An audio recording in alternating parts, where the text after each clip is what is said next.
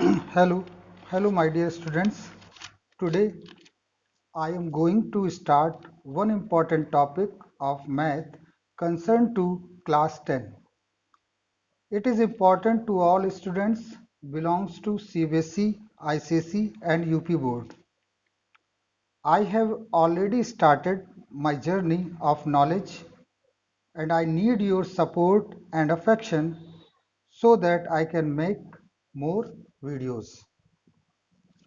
Now, matrix आज मैं discuss कर रहा हूँ 10th क्लास का एक सबसे इम्पोर्टेंट टॉपिक मैट्रिक्स। मैट्रिक्स क्या होती है और बहुत ही सिंपल वर्ड में मैं कहूँ कि मैट्रिक्स एक रेक्ट। देखिए, मेरी कोशिश होगी कि मैं समझाऊं ज़्यादा लिखाऊं कम, क्योंकि सारी चीज़ें बुकों में ऑलरेडी लिखी हुई हैं।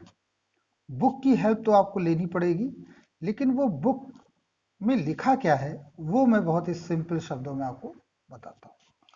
तो matrix is a rectangular arrangement. Matrix is a rectangular arrangement.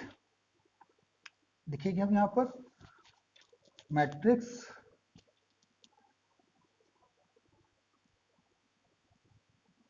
Is a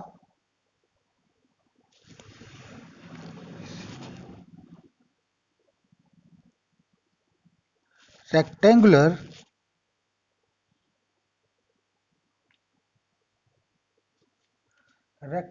arrangement of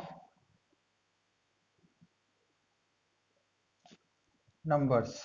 Matrix is a rectangular arrangement of numbers in terms of rows and column. In terms of rows and column. तो matrix जो है वो rectangular arrangement है in terms of row and column.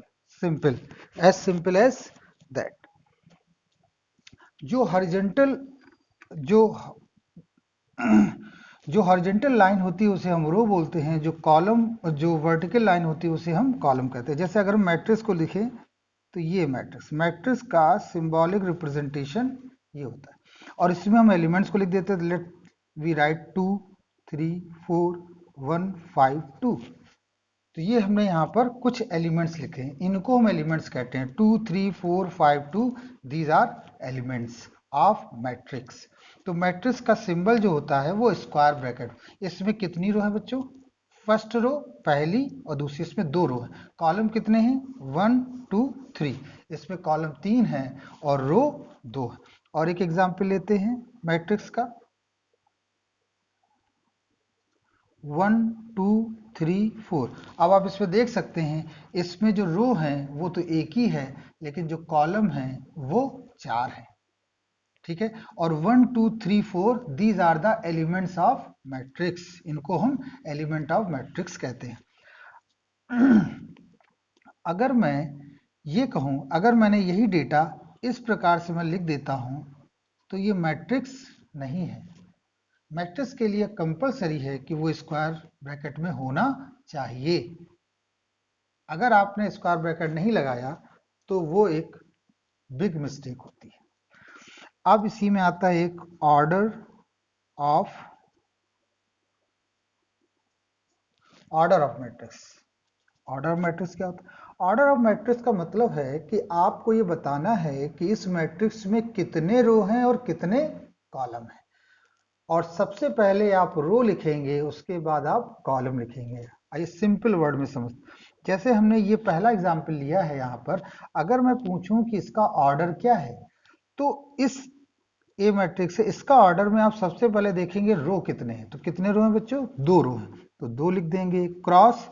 और कितने column है? 3 column है, तो 3 लिख देंगे। तो ए मैट्रिक्स का जो ऑर्डर है वो कितना है? 2 क्रॉस 3। अगर मैं पूछूं इस मैट्रिक्स में बताइए इस मैट्रिक्स के बारे में क्या है, तो आप कहेंगे इस मैट्रिक्स में रो है 1 और कॉलम है 3, कॉलम है 4। तो इसका जो ऑर्डर हो जाएगा 1 क्रॉस 4 हो जाएगा। और भी एग्जाम्पल ले लेते हैं। जैसे हमने एक ये लिखा 2 3 4 5 6 1, I am just putting any number 0 1 2, ये मिलेगा।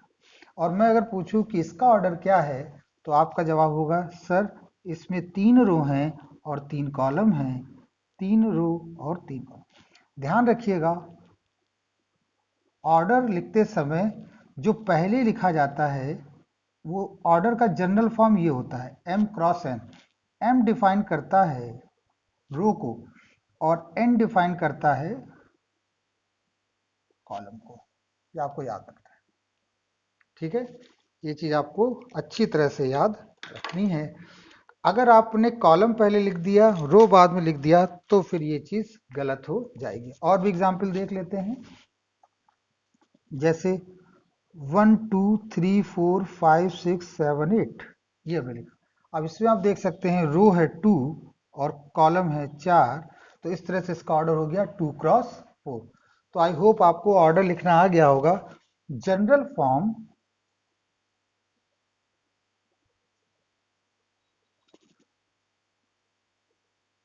General form of order is m cross n। m cross n जो होता है वो जनरल फॉर्म होती है ऑर्डर की। ठीक है, ऑर्डर की वो जनरल फॉर्म होती है। अब इसी श्रेणी में हम चलते हैं और पता करते हैं टाइप्स ऑफ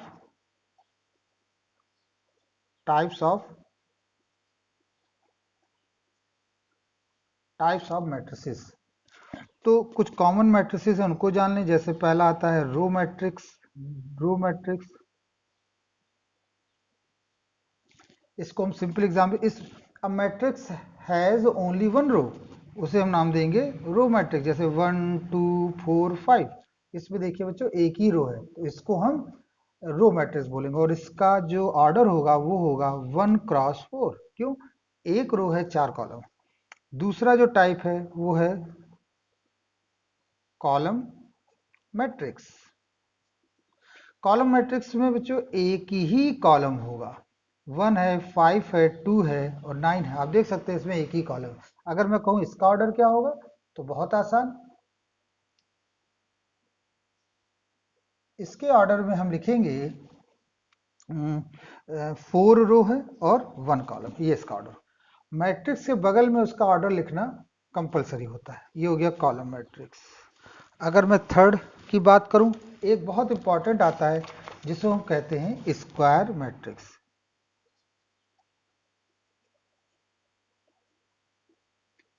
स्क्वायर मैट्रिक्स क्या है? देखिए स्क्वायर मैट्रिक्स के लिए कंडीशन क्या है? कंडीशन ये, number of rows equal to number of columns. अगर number of rows number of columns के इक्वल हैं तो उसे हम स्क्वायर मैट्रिक्स का नाम देते हैं, उसे हम स्क्वायर मैट्रिक्स कहते हैं। इसको भी एग्जाम्पल समझ लेते हैं। जैसे ये देखिए 2 4 5 6, इसमें देखिए जितने रो हैं उतने ही कॉलम है, तो इसका ऑर्डर हो गया 2 क्रॉस 2। एक और उदाहरण ले लेते हैं, 1 2 3 1 5 1 0 1 2। तो ये देखिए आप बच्चों यहाँ पर 3 कॉलम और 3 रो हैं, तो इसका भी ऑर्डर क्या हो जाएगा 3 क्रॉस 3। तो आई होप आपको ये चीज समझ में आ गई होगी कि स्क्वायर मैट्रिक्स की क्या कंडीशन होनी चाहिए। अब आता है सबसे इंपॉर्टेंट एक मैट्रिक्स का टाइप जिसे हम नाम देते हैं इसको हम नाम देते हैं जीरो मैट्रिक्स। जीरो और नल मैट्रिक्स। जीरो और नल, ये क्या? नल मैट्रिक्स और जीरो मैट्रिक्स वो होती है जिसके सारे एलिमेंट्स जीरो होते हैं। ये देखिए 0 0 0 0 0 0, ये देखिए सारे एलिमेंट्स इसके क्या हैं जीरो। कोई भी दूसरा एग्जाम्पल ले लेते हैं 0 0 0, इसको हम नल मैट्रिक्स बोलते हैं। अब matrix has all elements belongs to zero, तो ये हो गया। नेक्स्ट अगर हम इसी में देखें एक और टाइप को डिस्कस करते हैं, तो वो आपका होता है यूनिट मैट्रिक्स। यूनिट मैट्रिक्स, इस यूनिट मैट्रिक्स को हम आइडेंटिटी मैट्रिक्स भी कहते हैं। आइडेंटिटी मैट्रिक्स, इसको ही हम आइडेंटिटी। अब यूनिट से क्लियर है कि उसके एलिमेंट्स कैसे होने चाहिए, 1 होने चाहिए, लेकिन इंपॉर्टेंट बात, उसके जो डायगोनल एलिमेंट हो वो 1 होने चाहिए और रेस्ट एलिमेंट्स 0 होने चाहिए। तो इसमें जो आपके कोर्स में है वो 2x2 और 3x3 ऑर्डर की बात। जैसे अगर मैं यहाँ 3x3 का एक यूनिट मैट्रिक्स लिखूं, यूनिट या आइडेंटिटी मैट्रिक्स लिखूं, तो यूनिट या आइडेंटिटी मैट्रिक्स को आई से डिफाइन किया जाता है। आई तो वो होगा इस प्रकार 0 1 0 0 1 0 0 0 1। आप देख सकते हैं ये जो होता है ये प्रिंसिपल डायगोनल होता है, इसको बोलते हैं प्रिंसिपल डायगोनल। देखिए मैं यहाँ पर समझा देता हूँ आपको। देखिए A B C D E F G H I, इस कैटेगरी में जो हमने लिखा है यहाँ पर A B C E F G H I J, अगर आप देखें तो ये एक स्क्वायर मैट्रिक्स है, बिल्कुल करेक्ट। ये एक स्क्वायर मैट्रिक्स है और स्क्वायर मैट्रिक्स में कितने कॉलम है बच्चों, 3 कॉलम और 3 रो है। It involves 3 column and 3 row, correct. ये एक स्क्वायर मैट्रिक्स है और इसमें हम प्रिंसिपल डायगोनल की बात करने जा रहे हैं। तो प्रिंसिपल डायगोनल के जो एलिमेंट होंगे वो ये होंगे, ये कहलाता है प्रिंसिपल डायगोनल। तो यहां भी यही प्रिंसिपल, इधर से नहीं होता है, ये प्रिंसिपल डायगोनल नहीं होता, डायगोनल तो है लेकिन ये प्रिंसिपल डायगोनल, मैट्रिक्स की लैंग्वेज अलग है, मैट्रिक्स में इसे प्रिंसिपल डायगोनल कहा जाता है। तो यहाँ पर प्रिंसिपल डायगोनल ये हो गया। तो इसका जो ऑर्डर होगा वो हम यहाँ पर अगर I3 लिख देते तो इसका मतलब होता है 3x3। इसी में अगर हम बात कर लें I2 के लिए तो वो होगा 1 0 0 1, तो ये हो गया 2x2। तो इस पहले वीडियो में मैंने आपको मैट्रिक्स का बेसिक बताया है, इसकी पहचान बताई है। सेकेंड वीडियो में हम डिस्कस करेंगे how to add, how to subtract and how to multiply two matrix. I hope you like it. Thank you.